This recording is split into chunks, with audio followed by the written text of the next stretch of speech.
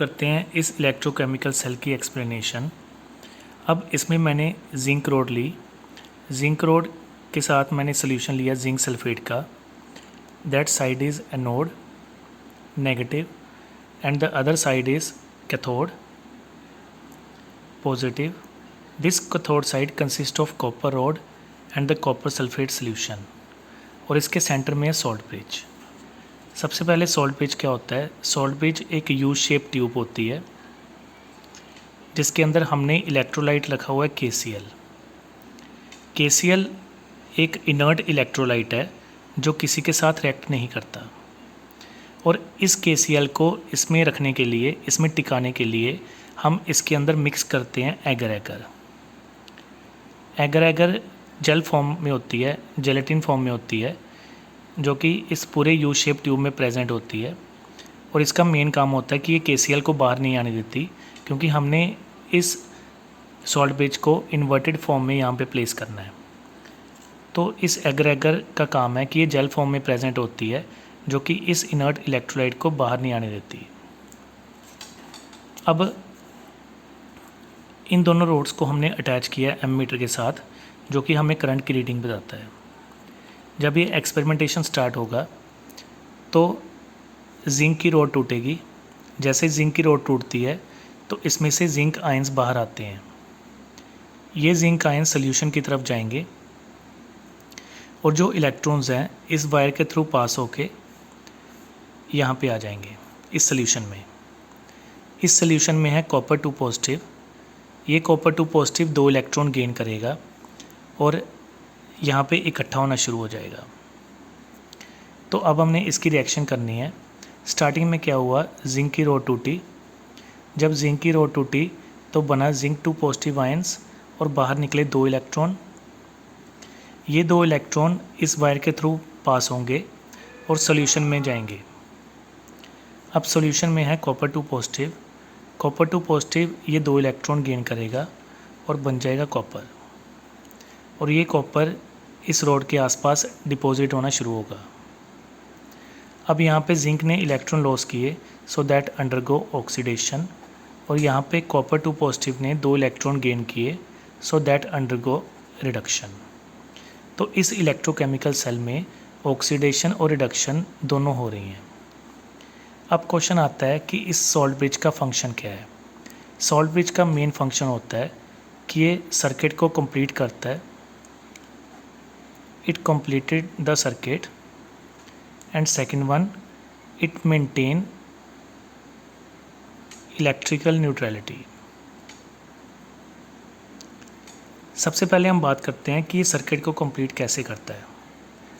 अगर मान लो salt bridge ना हो तो यहाँ पे जिंक 2 पॉजिटिव के आयंस बढ़ते जाएंगे और जिंक 2 पॉजिटिव की कंसंट्रेशन बढ़ती जाएगी और यहाँ पे सल्फेट की कंसंट्रेशन बढ़ती जाएगी। एक ऐसा टाइम आएगा जब दोनों की कंसंट्रेशन इतनी ज़्यादा होगी कि सेल काम करना बंद कर देगा। तो इस सेल को बंद होने से रोकने के लिए हम लोग सॉल्ट ब्रिज का यूज़ करते हैं। दूसरी चीज़, salt bridge electrical neutrality maintain कैसे करता है। जैसे ही यहाँ पे जिंक 2 पॉजिटिव के आयंस की कंसंट्रेशन बढ़ेगी और यहाँ पे सल्फेट के आयंस की कंसंट्रेशन बढ़ेगी, उस वक्त सॉल्ट ब्रिज के अंदर जो KCl है वो डिसोशिएट होगा। इसमें से जो क्लोराइड है वो इस साइड पे मूव करेगा और जो पोटेशियम आयन है वो इस साइड पे मूव करेगा। जो क्लोराइड आयन है वो जिंक के साथ रिएक्ट करेगा और जो पोटेशियम है वो सल्फेट के साथ रिएक्ट करेगा। तो इससे जिंक की कंसंट्रेशन भी कम हो जाएगी और सल्फेट की कंसंट्रेशन भी कम हो जाएगी और सेल जो है प्रॉपर वर्क करेगा। क्लियर? अब हमने जो सेल की रिएक्शन की है, इस रिएक्शन में हमने जिंक लिया, जिंक को कॉपर सल्फेट के साथ रिएक्ट करवाया। ठीक है, हमारे पास जिंक सल्फेट और कॉपर बना। ये एक जनरल रिएक्शन है इसकी मैं आयनिक रिएक्शन लिख देता हूँ। Zinc react with copper 2 positive convert into zinc 2 positive plus copper. अब हमने इसकी सेल रिप्रेजेंटेशन करनी है। ठीक है, तो सेल रिप्रेजेंटेशन में सबसे पहले हम लिखते हैं एनोड वाली साइड। ठीक है। उसके बाद बीच में सॉल्ट ब्रिज को हम डबल पैरेलल लाइन से इंडिकेट करते हैं, और उसके बाद आती है कैथोड वाली साइड। हमारी एनोड वाली साइड है जिंक की। जिंक जो कि सॉलिड फॉर्म में था वो कन्वर्ट हुआ जिंक टू पॉजिटिव में, that is aqueous salt bridge. Cathode वाली साइड में था कॉपर टू पॉजिटिव जो कि एक्वस फॉर्म में था, और ये कन्वर्ट हुआ कॉपर में which is solid. So that is a cell representation. इसमें लेफ़्ट साइड पे होगा एनोड और राइट साइड पे होगा कैथोड। ठीक है, इसको हम लेफ़्ट साइड भी कहते हैं, इसको हम लोग राइट साइड भी कहते हैं। क्लियर। सिमिलरली मेरे पास एक और सेल है, जैसे मेरे पास कॉपर सिल्वर नाइट्रेट सेल है। तो ऐसा अगर आप लोगों को क्वेश्चन आ जाता है तो उसमें ये याद रखना, जो फर्स्ट वाली है दैट इज़ एनोड साइड और ये है कैथोड साइड। तो एनोड साइड में होती है ऑक्सीडेशन, ये तो आपको पता ही है। इसमें कॉपर कन्वर्ट होगा कॉपर टू पॉजिटिव में and it gain 2 electron. Second है रिडक्शन वाली साइड। रिडक्शन वाली साइड में है सिल्वर पॉजिटिव। सिल्वर पॉजिटिव ये 2 इलेक्ट्रॉन गेन करेगा।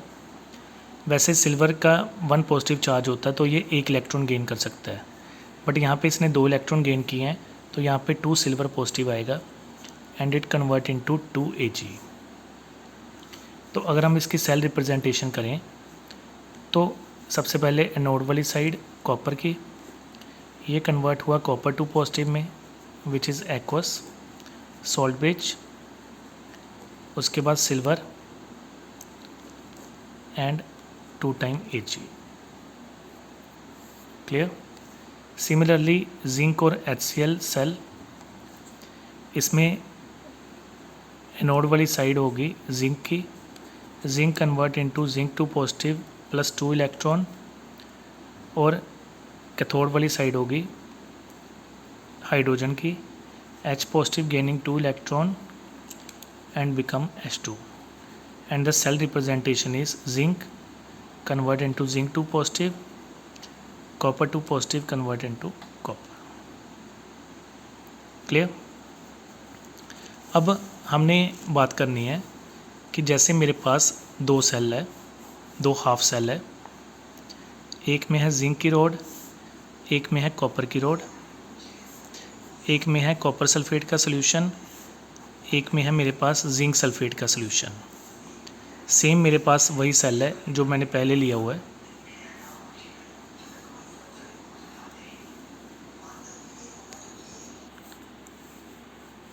तो मेरे पास वो वही सेल है जो मैंने पहले लिया हुआ है। अब इस सेल के अंदर मैं एक्सटर्नल EMF प्रोवाइड करता हूँ या एक्सटर्नल पोटेंशियल प्रोवाइड करता हूँ। अगर मैं इस सेल के अंदर एक्सटर्नल पोटेंशियल प्रोवाइड करता हूँ तो क्या होगा। अब इसमें 3 केसेस हैं।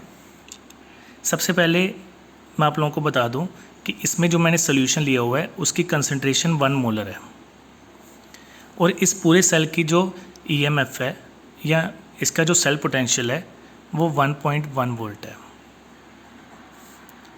अगर मैं एक्सटर्नल EMF प्रोवाइड करता हूँ या एक्सटर्नल पोटेंशियल अगर मैं प्रोवाइड करता हूँ तो उसमें 3 केसेस आते हैं।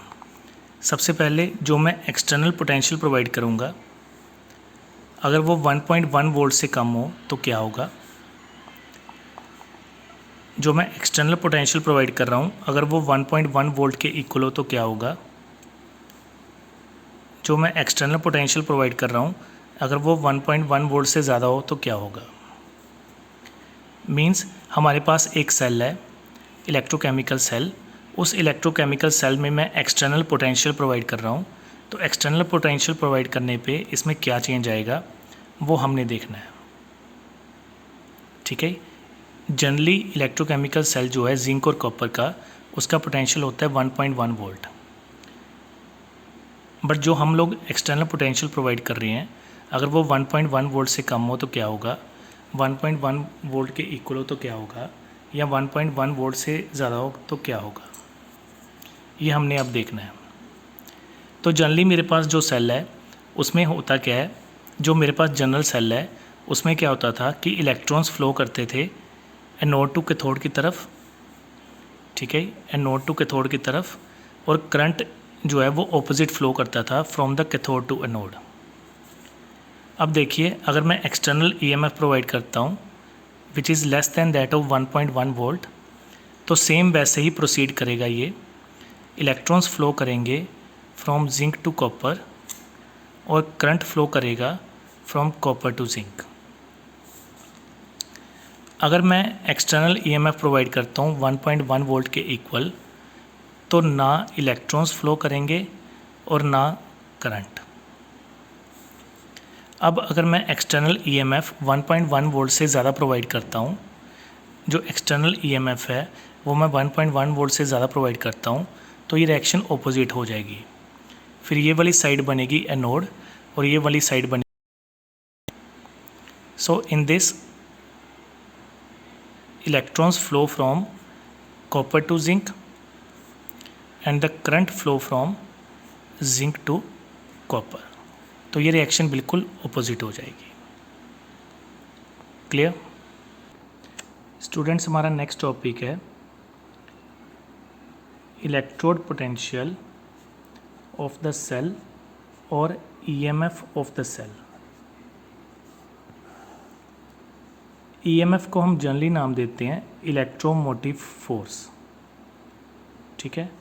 इलेक्ट्रोमोटिव फोर्स और इलेक्ट्रोड पोटेंशियल एक ही बात है, इसको हम इंडिकेट करते हैं ई सेल से। सबसे पहले हमने बात करनी है कि इलेक्ट्रोड पोटेंशियल होता क्या है। अब अगर हम लोग इस सेल की बात करें तो इस सेल में हुआ क्या था, जो जिंक है और कॉपर की रॉड है इसको हम कहते हैं इलेक्ट्रोड्स। यहाँ पे जिंक की रॉड ने इलेक्ट्रॉन लूज़ किए और यहाँ पे कॉपर ने इलेक्ट्रॉन गेन किए, तो दैट इज़ द पावर और the tendency of the electrode to lose और gain electron.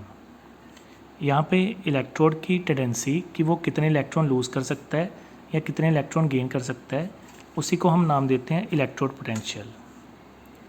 It is the tendency of the electrode to lose और गेन इलेक्ट्रॉन, उसको हम कहते हैं इलेक्ट्रोड पोटेंशियल। तो इसी चीज़ को हम कहते हैं ई सेल। इसका फॉर्मूला है ई of cathode minus E of anode. अब कैथोड वाली साइड को हम कहते हैं राइट हैंड साइड और एनोड वाली साइड को हम कहते हैं लेफ्ट हैंड साइड। तो इसका दूसरा formula that E of right side minus E of left side. Clear? ये फॉर्मूला आप लोगों ने याद रखना है। अब इसी के अंदर एक टॉपिक है that is standard electrode potential. Standard electrode potential जिसको हम इंडिकेट करते हैं ई नोड सेल से। स्टैंडर्ड इलेक्ट्रोड पोटेंशियल और इलेक्ट्रोड पोटेंशियल में ज़्यादा डिफरेंस नहीं है। अगर इलेक्ट्रोड पोटेंशियल स्टैंडर्ड कंडीशन में हो रहा है, स्टैंडर्ड कंडीशंस मींस अगर 298 केल्विन टेम्परेचर में, 1 एटमॉस्फेरिक प्रेशर में और 1 मोलर कंसंट्रेशन में अगर ये एक्सपेरिमेंट या इलेक्ट्रोड पोटेंशियल वर्क कर रहा है, तो उसको हम कहते हैं स्टैंडर्ड इलेक्ट्रोड पोटेंशियल। मतलब इलेक्ट्रोड पोटेंशियल को अगर हम लोग स्टैंडर्ड कंडीशंस प्रोवाइड करते हैं तो उसको हम नाम देते हैं standard electrode potential. And standard electrode potential is indicated as E naught cell.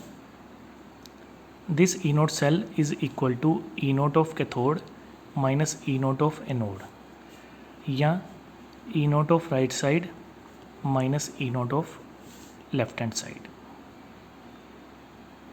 Clear?